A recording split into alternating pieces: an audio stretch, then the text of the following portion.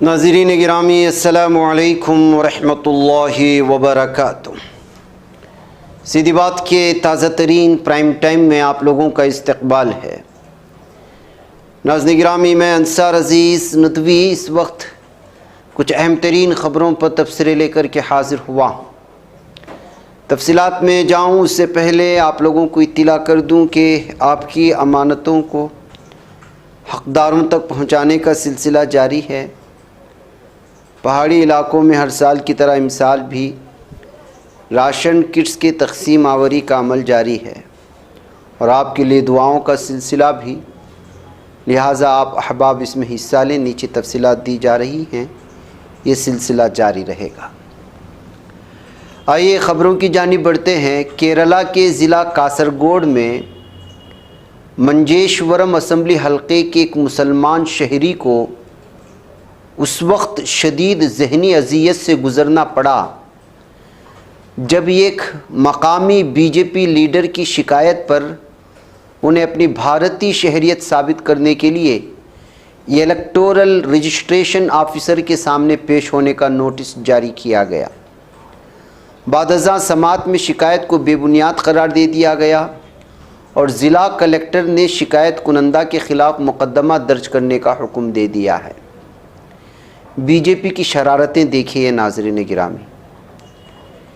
U P میں تو B J پی کے لیڈران اور وہاں کے مقامی ضلع سطح کے کچھ لیڈران تو باقاعدہ فارم نمبر 7 کو ہاتھ میں لے کر کے باقاعدہ جا رہے ہیں، مسلمانوں کو مشکوک بتا رہے ہیں، ووٹنگ آئی ڈی کارڈ سے ان کے نام حذف کرنے کا مطالبہ بی ایل او کے سامنے جبراً رکھ رہے ہیں۔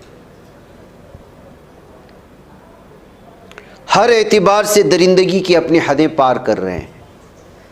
اب یہ معاملہ جو کیرلا کے ضلع کاسرگوڈ میں ہے، وہ بھی معاملہ دی نیوز منٹ کی ایک رپورٹ کے مطابق 55 سال کے محمد جو اپڑا کی رہائشی ہیں اور بوتھ نمبر 128 کے ووٹر ہیں کو 12 جنوری کو ایک نوٹس موصول ہوا جس میں 13 فروری کو منجیشورم تعلقہ دفتر میں حاضر ہونے کو کہا گیا۔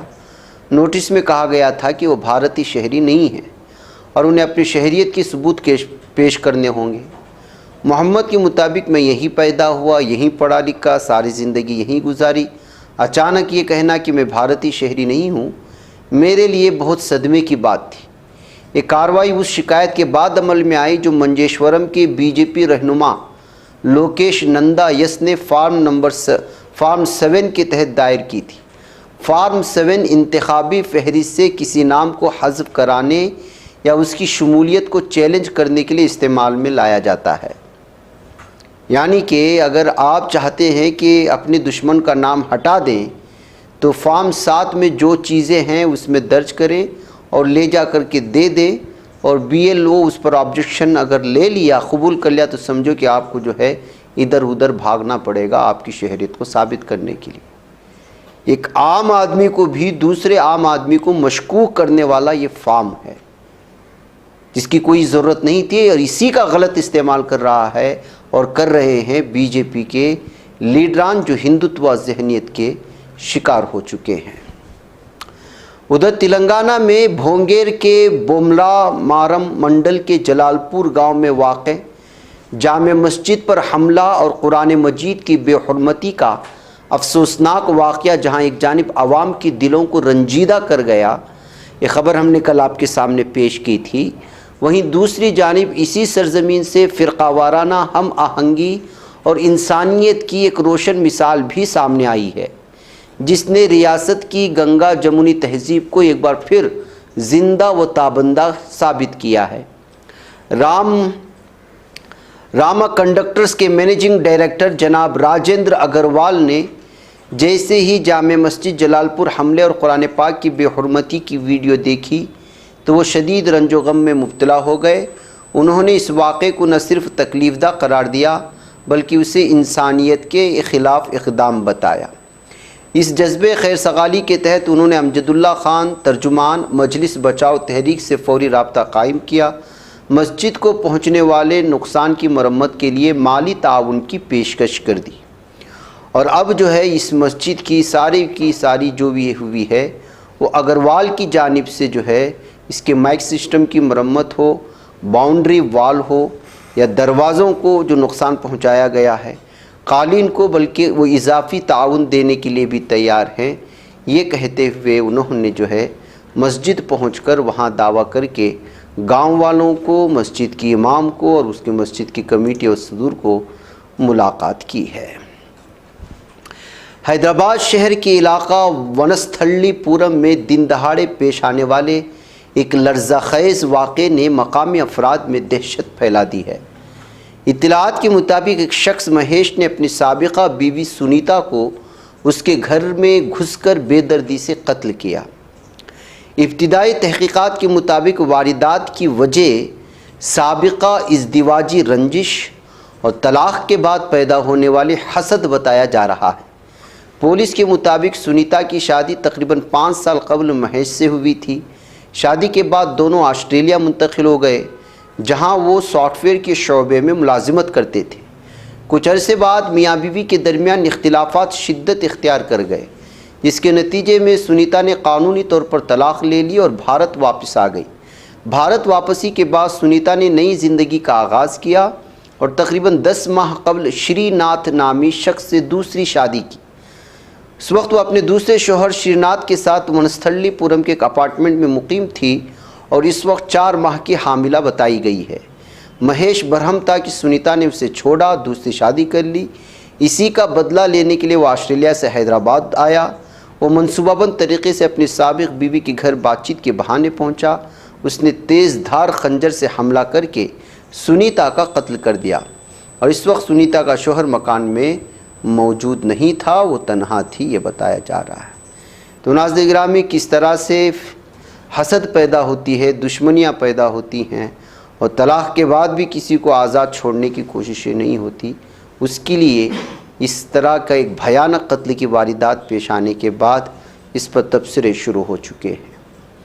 آسٹریلیا کے شہر سڈنی کے مضافاتی علاقے لیکامبا میں واقع ملک کی سب سے بڑی مساجد میں شمار ہونے والی مسجد کو رمضان المبارک کے آغاز پر مسلسل تیسری بار دھمکی آمیز خط موصول ہوا ہے، جس کے بعد مسلم برادری میں شدید تشویش کی لہر دوڑ گئی ہے۔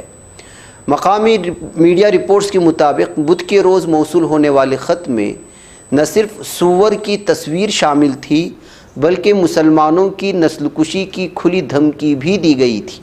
اس سے قبل ایک ہفتہ پہلے بھی ایک ایسا مواد بھیجا گیا تھا جس میں مسلمانوں کو مسجد کے اندر جلتے ہوئے دکھایا گیا تھا، جبکہ جنوری میں بھی اسی مسجد کو دھمکی آمیز خط موصول ہوا، جس کے سلسلے میں ایک 70 سالہ شخص کو گرفتار کیا گیا تھا۔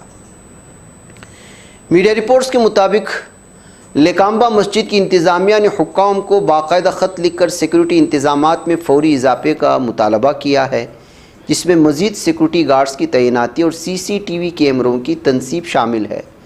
رمضان کے دوران ہر رات تقریباً 5000 افراد کی آمد یہاں متوقع ہے، جس کے پیش نظر خدشات میں اضافہ ہوا ہے۔ پولیس حکام کا ماننا ہے کہ دھمکی آمیز خط کو فرانسک ٹیسٹ کے لیے بھجوا دیا گیا۔ خطوط بھیجنے والوں کی تلاش جاری ہے، ساتھ ہی مساجد اور دیگر مسیح مقامات کے اطراف گشت بڑھا دیا گیا ہے۔ رمضان کے دوران منعقد ہونے والی تقریبات پر بھی نظر رکھی جا رہی ہے، یہ بتایا جا رہا ہے۔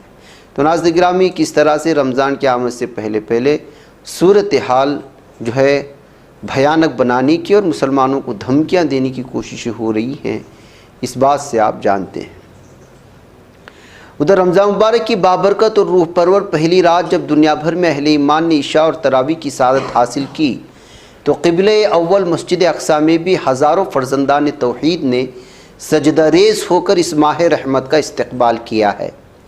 مقدس شہر القدس کی فضا تکبیر و تہلیل سے گونج اٹھی، آنکھوں میں آنسو، لبوں پر دعا اور دلوں میں قبلہ اول کی محبت لیے فلسطینی مسلمان تمام تر رکاوٹوں کے باوجود مسجد اقصی پہنچنے میں کامیاب رہے۔ یہ منظر اس بات کی روشن دلیل تھا کہ ایمان کی طاقت کسی جبر اور پابندی کی محتاج نہیں ہے۔ ذرائع کے مطابق قابض اسرائیلی حکام نے مسجد کے دروازوں اور پرانے شہر کے داخلی راستوں پر سخت سیکورٹی نافذ کر رکھی تھی۔ نمازیوں کے شناختی کارڈز کی باریک بینی سے جانچ پڑتال کی گئی اور متعدد افراد کو مسجد میں داخل ہونے سے بھی روکا گیا۔ اس کے باوجود ہزاروں عاشقان اقصی رکاوٹیں عبور کرتے ہوئے مسجد کے احاطے تک پہنچے، پہلی تراویح ادا کی۔ جب امام کی آواز بلند ہوئی اور صفیں بدھی تو یوں محسوس ہوا جیسے صدیوں کی تاریخ ایک بار پھر زندہ ہو اٹھی ہے۔ یہاں ناظرین گرامی، غزہ اور فلسطین کی کیا حالات ہیں، کیا صورتحال ہے، آپ جانتے ہیں۔ ایسے میں جس طرح رکاوٹیں پیدا کی جاتی ہیں، یہی وجہ ہے کہ رمضان کی پہلی تراویح یہاں کی سرخی بن جاتی ہے۔ روسی حکام نے آج بروز جمعرات جاری کردہ بیان میں کہا ہے کہ روسی فوج نے رات بھر میں 113 یوکرینی ڈرون تباہ کیے ہیں۔ ان میں سے بعض نے شمال مغرب میں واقع ایک تیل ریفائنری کو نشانہ بنایا، جس کے نتیجے میں ایک ڈپو ٹینکر میں آگ لگی۔ فریقین نے 4 سالہ جنگ کا کوئی حل تلاش کرنے کے لیے بدھ کو جنیوا میں امریکہ کے زیر ثالثی منعقدہ 2 روزہ مذاکرات مکمل کر لیے ہیں۔ ادھر فرانس کی یورو فلسطین تنظیم نے مقبوضہ مغربی کنارے کی غیر قانونی اسرائیلی بستیوں میں کاشت کی جانے والی کھجوروں کے بائیکاٹ کی اپیل کی ہے۔ فلسطینی حقوق کے لیے کام کرنے والی اس تنظیم میں مسلمانوں کے مقدس مہینے رمضان کے دوران جب کھجوروں کے استعمال میں نمایاں اضافہ ہو جاتا ہے، اسرائیلی کھجوروں کے بائیکاٹ کی اپیل کی ہے۔ یورو اس فلسطین تنظیم کے صدر وولیویاس زیموٹ نے بروز بدھ جاری کردہ بیان میں کہا ہے کہ فرانس میں فروخت ہونے والی میجدول برانڈ کی کھجوروں کا بڑا حصہ غیر قانونی اسرائیلی بستیوں سے یا قبضے کے ساتھ اشتراک کرنے والی کمپنیوں سے درآمد کیا جاتا ہے۔ ادھر ناظرین گرامی، ایران کی صوبہ تہران میں ایک دھماکہ ہوا ہے۔ تہران کی شہر پارند میں ایک عمارت کے اوپر دھوئیں کے بادل دیکھے گئے۔ سوشل میڈیا پر گردش کرنے والی فوٹیج میں آسمان پر سیاہ دھواں اٹھتا ہوا دکھایا دیا۔ اطلاعات کے مطابق پارند میں ایک عمارت میں دھماکہ ہوا جس میں کسی بھی قسم کے جانی نقصان کی اطلاعات نہیں ہیں۔ ایران کی سرکاری میڈیا نے پارند فائر ڈپارٹمنٹ کے حوالے سے اطلاع دی کہ شہر کے قریب نظر آنے والا سیاہ دھواں دریائے پارند کے کنارے لگنے والی آگ کی وجہ سے تھا۔ ناظرین گرامی، اس طرح دھواں اٹھنے کی وجہ سے اس وقت جو کشیدہ حالات ہیں ایران میں، اس کو لے کر کے الگ الگ طرح کے تبصرے پیش کیے گئے۔ ادھر روسی وزیر خارجہ سرگئی لاوروف نے خبردار کیا ہے کہ امریکہ ایران پر کوئی نیا حملہ کرے گا تو اس کے خطرناک نتائج برآمد ہوں گے۔ انہوں نے زور دیا کہ تہران کے جوہری پروگرام کو پرامن رکھا جائے، جس کے لیے سفارت کاری کو فروغ دیا جائے۔ ایک رپورٹ کے مطابق لاوروف نے ایک چینل کو انٹرویو میں دیتے ہوئے کہا کہ بین الاقوامی ایٹمی توانائی ایجنسی کی نگرانی میں ایران کی جوہری تنصیبات پر سابقہ حملوں نے پہلے ہی سنگین خطرات پیدا کر دیے ہیں۔ ایران پر امریکی حملہ، اس کا مطلب ہوگا آگ سے کھیلنا۔ یہ روس نے صاف اور واضح طور پر بیان جاری کیا ہے۔ ناظرین، مجھے اجازت دیں۔ السلام علیکم ورحمۃ اللہ وبرکاتہ۔